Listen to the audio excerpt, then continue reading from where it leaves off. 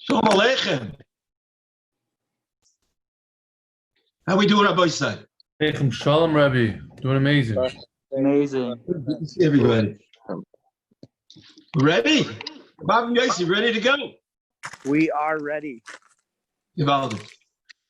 Okay, gentlemen, I'm not sure if you're aware of it, but I am already during the 3 weeks. It's already Shivasa B'Tammuz here in Eretz Yisrael. It's 8:30 in the evening, and we're going to start the 3 weeks of mourning on the destruction of the Beis HaMikdash. I would like to start with a Maisa that I heard long time ago, but it's a little bit funny, but there's a very important message in the story. I have to get up to be able to do this for you gentlemen, but I don't know how many of you guys bought suits in Eretz Yisrael, but if you did buy a suit in Eretz Yisrael, you'll know that dealing with Israelis is not so simple. And they told a story about this guy. He went in and he wanted to buy a suit. So the guy brings out a suit, he puts it on him, and the guy sees the arms, they're too short. So the guy tells him, "What are you talking about? That's no big deal." He says, "Just pick up your hand like this. You just have to hold your hands up like that, and then it'll be fine." So the guy picks it up. He looks in the mirror and he says, "Like, it's okay now." But because I'm standing like this, so now the jacket in the back is pulled up. So the guy goes, "That's nothing, shum davar." He tells him, just lean backwards. So the guy leans backwards. He looks in the mirror and he sees that it's good, right? But he sees in the front now it's not, so it's not sitting right. So the guy says, "You just have to tilt a little bit," and he says, "Look, perfect." So the guy's like, "Great." He goes up to the counter, he pulls out his credit card, gives it to the guy, he pays. Then he starts walking out on the street. He's walking along with his suit, and someone stops him and he goes, "Where'd you get that suit? That's unbelievable, tailor. A body like yours and a perfect fit." Rabbi Sai, we walk around life many times bent over, out of shape, in order to make a suit fit that doesn't really fit. I want to tell you, beautiful. It's very hard for us to feel, sorry about the Churban Beis HaMikdash, because we never saw the Beis HaMikdash, we never felt the Beis HaMikdash. We have no idea what it is, Bichlal, right? So it's hard for us to start mourning for something that happened, it's thousands of years already that we don't have it. And how do we feel it? So Rabbi Say, I want to tell you a beautiful medrash, okay? There's a Rashiv in Lakewood, his name is Rav Olshin. So he writes, he brings from Rabbi Cutler. Rabbi Cutler said, he brought down a medrash. The medrash says that Rabban Gamliel had a neighbor and lived next door to him, and this was a woman who lost her son. And the woman, Nebuch, would stay up at night and she would cry. She was mourning. She just couldn't get over the loss of having lost her son. And she would cry and cry and cry. When Rabban Gamliel overheard her cries, so he went in and he felt so bad for the woman, he started crying. he cried also. And it says when he heard her cries, it reminded him of the Chorban Beis Hamikdash, the cries of the woman because she was crying because she lost her son.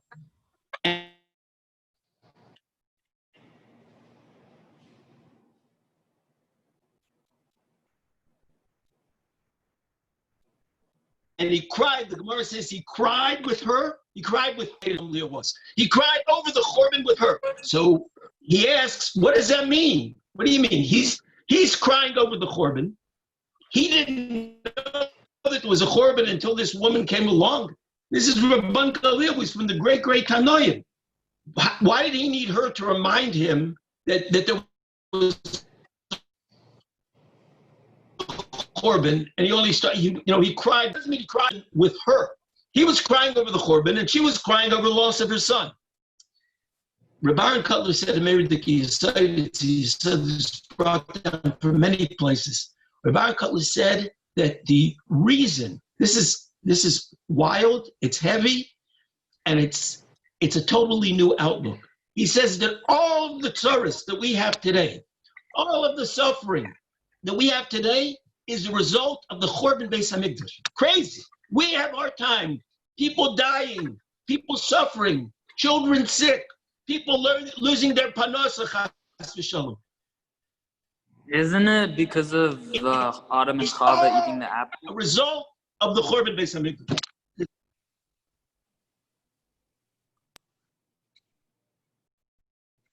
I'm not hearing you so clear. Okay, hang on. Let me go on. I wasn't able to hear the question, but okay. And so what Rabban Gamliel understood was when he saw that woman crying and he saw all of her suffering, he understood and he realized, where did that come from?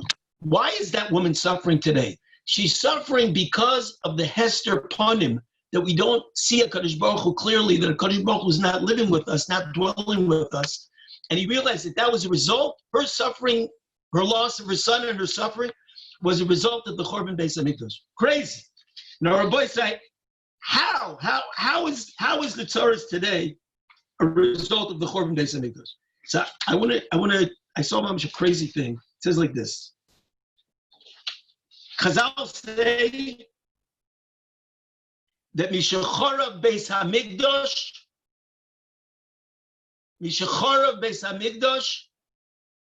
Nistalko Nevuah. We have no Nevuah. Mishacharav Beis Hamikdash, Nin Olu Sharei Tefillah. The gates of Tefillah that was so wide open that a person could pour out his heart to Kadosh Baruch Hu, and Kadosh Baruch Hu Mamish right away heard the Tefillahs and answered a person's Tefillahs. Those gates of Tefillah after the Chorban Beis Hamikdash, they were locked. We have Nevuah. There was Nevuah. A person had a suffix, didn't know what to do. A person had a problem. He needed a bracha. Today we want to get a bracha. We have a problem with Parnasa. We wait in line for Reb Chaim Kanievsky, and we hope it's Hashem, he should give us a bracha, and halavai, his bracha is gewaldik. But then you could go to a Navi Hashem. We could go and we ask the Navi, and the Navi, when we had doubts about what am I supposed to be doing? I have a problem with my kid. I have a problem with Shalom Bayis.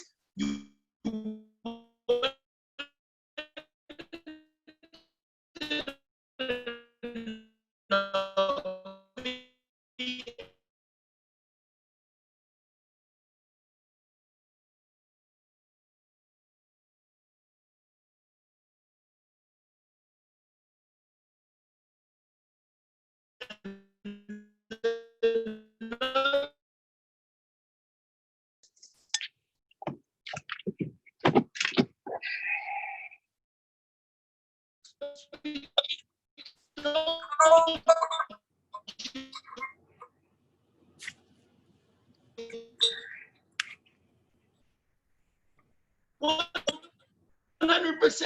It was such a crazy Shechorah Beis Hamikdash. What is it?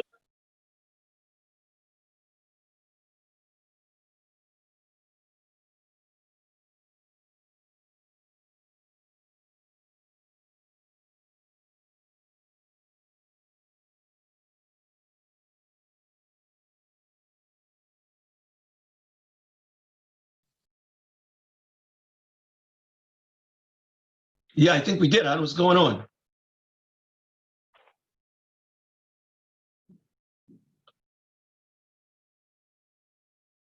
I thought it was just me on the service. No, Rebbe, no, you're one back second. on. I'm back on. You guys see me? Yes. Okay, I'm sorry. I don't see anything, but okay. Okay.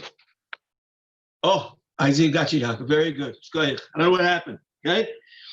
It says when we had the base of Mikdash, a Jew, when he went to Yerushalayim, he always woke up in the morning and went to bed at night, having been forgiven for any of errors that he did. People brought korbanos. They brought a tumid every day that was a mechaper. A person did something wrong, he brought a chattas. The world was totally in beautiful, beautiful sync. Our tefillahs were everything in the world worked the way it should work. All the blessings, if you look in Kriya Shema, it's very interesting. Many Rishonim ask, why doesn't the Torah tell us, when it talks about reward that we're going to get, it never talks about Olam Haba. It always talks about, you look at Shema, it says, if you listen and if you do what's right, so then your fields will be plentiful and you'll live in peace. It only talks about blessings in this physical world that we live in. Why does it talk about the blessings in this physical world? So the Rambam says a very, very, very interesting thing. The Rambam says that all of the blessings that it says in the Torah that we will get in this physical world, if we do what's right, HaKadosh Baruch Hu will give parnasa. He'll give us health. He'll give us peace. He says all of those blessings are not schar for your mitzvahs, and they're not the real schar for your mitzvahs, because it's impossible. A mitzvah is so precious. It's impossible to pay someone for the mitzvahs, to reward someone for his mitzvahs with physical blessings. He says all the physical blessings are just tools that HaKadosh Baruch Hu will enable us to be able to use if we do what's right in this world. If we use this world the right way, HaKadosh Baruch Hu will give us parnasa, so we'll be able to become close to HaKadosh Baruch Hu. If we do what we're supposed to do and we become close to HaKadosh Baruch Hu, so then Mimele, HaKadosh Baruch Hu will give us all of those gifts. But those gifts are just gifts to be used as tools in this world. The schar in the world to come is indescribable. That's when the Beis Hamikdash was here, and when the HaKadosh Baruch Hu dwelled with us in this world. He had a house that he could live in and be with us. And he was here, and a person could go into the Beis Hamikdash and see all the nisim, the niflos, and all these unbelievable things. So then the world functioned the right way. Everything was good. We had parnasa, we had shalom, we had bracha, we had health, because we were connected with HaKadosh Baruch Hu. But when the Beis Hamikdash was nechraf, so we lost that connection. We lost all of that blessing. We lost those shari tefillah, those gates of tefillah. Now we have to bang and bang in order to get our tefillahs through. We lost that nevuah. We lost that clarity of purpose in life of what we're supposed to be doing. We don't have a navi anymore. We don't have Bali Ruach HaKodesh to we can go in and get a clear answer to know what we're really supposed to be doing. We have a shaila. All of that got lost. That's the churban. Rabbi said that churban is not something that we're mourning that happened 2,000 years ago. That churban is what we're feeling right now. All the tzaras. The tzara of that woman who lost her son, that Rabban Gamliel felt. He realized that was from the churban Beis Hamikdash, because the world is not functioning the right way. We're wearing a suit that doesn't fit the clown. We're walking around all bent out of shape with all these tzaras because we don't have that shefa from HaKadosh Baruch Hu. We don't have that clarity. There's a hester punim where we're not able to see HaKadosh Baruch Hu. He covers himself up. That's what we have to bring back. That's why we're mourning. We're not mourning over something that happened way back. We're mourning over the tzaras that we have today, that disconnection. My boy said, how do we connect? How do we reconnect? I want to tell you there's a beautiful shmooze by somebody by the name of Rabbi Yisrael Reisman. Rabbi Yisrael Reisman says, it's a chazal. Chazal say, they really learn out, Yaakov Avinu, when Yosef was sold by his brothers down to Egypt, it says Yaakov Avinu would not accept nechama. He was inconsolable. They couldn't console him. He wouldn't accept nechama. He wouldn't stop thinking about Yosef and the tsar, the terrible suffering that he had because of the loss of Yosef. The Gemara says when a person dies, there's a matana. It's a gift from HaKadosh Baruch Hu, that HaKadosh Baruch Hu helps the person forget his suffering. And that's why when a person dies, a person is totally overtaken with grief. And then we have the Shiva, and he sits, and he tries to relive a little bit, like speak about the nifter, and people come to be menachem him, and then he has the shloshim, and little by little, even though he never forgets the person, but that tremendous pain and anguish, that terrible tsar, it's nishtokach. HaKadosh Baruch Hu allows us to forget it, to put it aside, and to move on in life. Yaakov Avinu didn't forget Yosef, because that gift that HaKadosh Baruch Hu gives us, that we forget our suffering when a person passes away, that's only if a person dies. But if the person is still alive, so then HaKadosh Baruch Hu doesn't take away that suffering. So Yaakov, for so many years, when Yosef was gone, he should have gotten over it. But he didn't get over it because Yosef is still alive. And therefore, he couldn't forget it. It says that when Mis'abil, even today, we still mourn over the Beis HaMikdash. We mourn over the Beis HaMikdash because it's still alive. There's something still alive in the Beis HaMikdash. It's still here. But what does that mean? It's still here. It's destroyed. There's nothing left. There's one wall from the back of the chotzer of Harabais. That's all we have left. We don't have a Beis HaMikdash left. Rabbi says a beautiful, beautiful point. He brings down a ma'aseh with David HaMelech. It says David HaMelech called in Noson HaNovi. Noson was a Novi in the time of David HaMelech, and David HaMelech used to always go to him for counsel and was misyaitz with Noson HaNovi. He calls in Noson HaNovi and he says, I want to build the Beis HaMikdash. He says, is it right that HaKadosh Baruch Hu dwells in an oil? It was a mishkan. It was a temporary dwelling place. There was no Beis HaMikdash. He says, HaKadosh Baruch Hu dwells in a temporary house, and I live in a beautiful palace. I want to build a Beis HaMikdash. Can I build a Beis HaMikdash? Noson HaNovi tells him, it's a gewaldig idea. You should build a Beis HaMikdash. That night, Noson HaNovi is approached by HaKadosh Baruch Hu. HaKadosh Baruch Hu comes to him that evening, and he says to Noson HaNovi, he says, go quickly, run to David HaMelech, because by the time you get to him, he will already have started building the Beis HaMikdash. And you have to stop him. So Rabbi Reisman says, as far as he knows, and I believe he's correct, it's the first time, the only time, you see in Nach that a tzaddik goes to a Navi, he asks the Navi a question, the Navi gives him an answer, and he gives him the wrong answer. Kadosh Baruch Hu had to come to Noson HaNovi that night and tell him, listen, Noson HaNovi, no, you told him to build it. No, stop him. What is going on here? Kadosh Baruch Hu took away his Ruach HaKodesh, said it should be wrong. What does that mean? Another crazy thing. The Gemara says in Zvachim,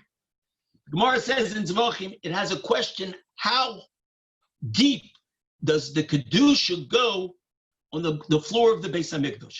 And if you dig down below the tiles, below the surface of the floor, is that still Kaddish? Does it still have the Kedusha of the Beis HaMikdash? So the Gemara asks like this: when David HaMelech made the Mikdash, was he Mekadesh, was he Makdish the Avonim, only the Avonim, or was he Makdish all the way down? So Tosfos says, what does that mean? David HaMelech didn't build the Beis HaMikdash. It was Shlomo who built the Beis HaMikdash. What are you asking when David HaMelech built the Beis HaMikdash? What did he make Kaddish? Did he just make the tiles, or did he make all the way into the ground Kaddish? Shlomo HaMelech is the one who built the Beis HaMikdash. So Tosfos asks that question, and Tosfos says that even though Shlomo HaMelech built the Beis HaMikdash, David HaMelech gave it its Kedusha. He made it holy. Now, what does that mean? What do you mean he made it holy? He didn't build it. How did he make it holy? So he says a beautiful, beautiful idea. He says there are two different levels of Kedusha in the Beis HaMikdash. There are two different levels to the Beis HaMikdash. He says David HaMelech was Moiser Nefesh to build the Beis HaMikdash. He wanted to build it. He begged the Kadosh Baruch Hu. He yearned for that Beis HaMikdash. He wanted that, make a house for a Kadosh Baruch Hu, that a Kadosh Baruch Hu could dwell with us. When Noson HaNovi told him that he could not build the Beis HaMikdash, you know what he did? He went out and he raised money for the building of the Beis HaMikdash. He designed, he wrote up all the plans how the Beis HaMikdash has to be built.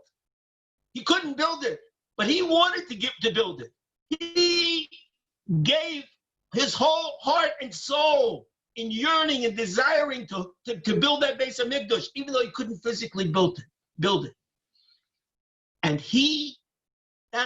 that is where the kedusha of the Beis Hamikdash comes from.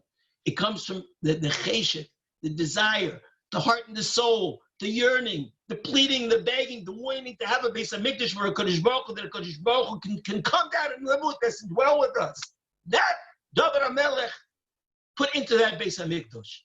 And that, even though he didn't physically build it, Shlomo HaMelech physically built it, but that love and that yearning and that desire to reconnect with the Kodesh Baruch Hu, that David HaMelech put into that Beis Hamikdash. That's what the Gemara in Zvachim asks. When David HaMelech was Mekadesh the Beis Hamikdash, was he Mekadesh just the surface of the ground? Because the Kedusha, like Taisa says, came from David HaMelech. David HaMelech built the heart and the soul, the pneumius of the Beis Hamikdash. Shlomo HaMelech, he built the chitzonius of the Beis Hamikdash. He built the physical structure. But the heart and the soul, that was from David HaMelech's yearning and desire and davening and dedicating himself to that Beis Hamikdash. He says a beautiful word. He says, if you look in the Chumash, when it talks about the Mishkan, it discusses the Mishkan twice. And it's weird. It goes through all the psukim, how to build what you need to build and how to build the Mishkan twice. It's in Truma and Tetzaveh, right? Moshe Rabbeinu goes through all the kelim and how to build, and then you get to Yaakov Kudei, right? And again, it's all discussed again. It's all repetitious. So he says, you know why? Because you really have to build two Beis Hamikdashes. Just like David HaMelech built the pneumius of the Beis Hamikdash with his heart and his soul and his crying and yearning for that Beis Hamikdash, the leiv, the heart of the Beis Hamikdash. Likewise, Moshe Rabbeinu, he was the one who dedicated the heart of that Beis Hamikdash, of the Mishkan. Betzalel built the physical part of it. He put his heart and soul into also. But the tremendous kedusha in that Beis Hamikdash, that Moshe Rabbeinu put it. Rabbi say, how can we rebuild the next Beis Hamikdash? The next Beis Hamikdash has to be rebuilt. There are two parts to it. There's going to be the physical building, and we can't do that yet. But the heart and the soul, the kedusha inside the Beis Hamikdash, the love of Kodesh Baruch Hu, please come down and live with us. That we should realize the world we're living in, we're lost. All the tzaras and everything that we have is because we don't have that Beis Hamikdash. It's Gevald. We don't have the cherry tefillah open like they were. We don't have the nevuah. We don't have the geshmak in the Torah like we used to have. If we want that Beis Hamikdash, if we beg HaKadosh Baruch Hu, if we pour out our hearts and we really realize how much we're missing, how lost we are in this world, the way this world is today, without the Beis Hamikdash, without that connection to HaKadosh Baruch Hu, that love, those feelings, those tears and those prayers, those are the stones that build the pneumius of the Beis Shlishi. Mir Tashem, Rabbi Sai, these are 3 weeks where we got to sit down and really think about how much we need that Beis Hamikdash, how lost we are in this world, what a crazy, I don't have to tell you guys are in America. America's nuts now. It's crazy, right? Especially crazy what's going on there. The world is going crazy. If we had that Beis Hamikdash, if we had that clarity, Kodesh Baruch Hu was living, dwelling with us. Kodesh Baruch Hu says, "Vasuli mikdash v'shachanti b'soicha." Make for me a mikdash, and I will dwell. It doesn't say b'soicha in the Beis Hamikdash. I will live b'socham in every single Jew. Every Jew makes a mikdash in his heart, and he brings a Kodesh Baruch Hu into his heart. That's the leiv of the Beis Hamikdash. And Mirz Hashem, when we build that Beis Hamikdash in our hearts, then Kodesh Baruch Hu will Baracham of decide that it's Kedai, it's the time for him to come down and to live with us, and to build for himself that Beis Hamikdash again, the Bayis Shlishi. Mirz Hashem, Mashiach will come, and the world will straighten out, and we will all have Gewaldige Bracha and Hatzlacha, closeness and Dveikus in the Kodesh Baruch Hu, and we will be Zeichet, and be my bias, Mashiach Tzidkenu, be Meir v'Yomeinu, and Binyan Beis Hamikdash. Amen v'Amen. Koyach, Yossi, how are you? Amen. Shkoyach, Rebbe. Koyach, gentlemen, thank you. I have to run now to a meeting Maybe. with all the Rebbeim to try to figure out how to raise some money so that the Rebbeim can eat. I have an idea. Send us Israeli guns and we'll take care of you with Jewish Lives Matter. Alex, how are you? Good, Baruch Hashem. Your internet is like your Ford Escort. 1976. Oh, really? It's not my internet is so good? No, I'm on a sucks. smartphone. I got a phone. I went out and bought a special phone so I can speak to you guys. Normally it's better, no? Today was sketchy for some reason. I don't know why. Alex, you gotta send me some high or something. It's the Shviga. She doesn't like using your house all the time. Shviga's blocking my reception. That could be, man. I love you. Have a great one. Have an easy time. Great to see you. Shkaya. Take care, Rabbi. So we should be Zeichem Hashem to you. Yeshua's v'nechomus.